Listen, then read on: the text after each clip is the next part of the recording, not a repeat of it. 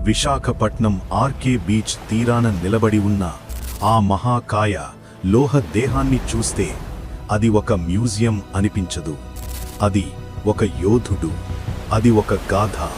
అది INS Kursura. 1969లో Soviet union నుంచి భారత నౌకా దళానికి చేరిన ఈ సబ్మెరైన్ అప్పటి నుంచి సముద్ర గర్భంలో మన దేశానికి అజేయ కవచంగా నిలిచింది.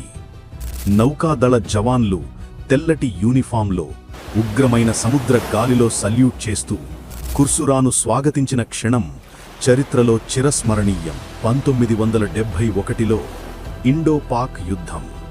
సముద్ర గర్భంలో కుర్సురా నిశ్శబ్దంగా విహరించింది.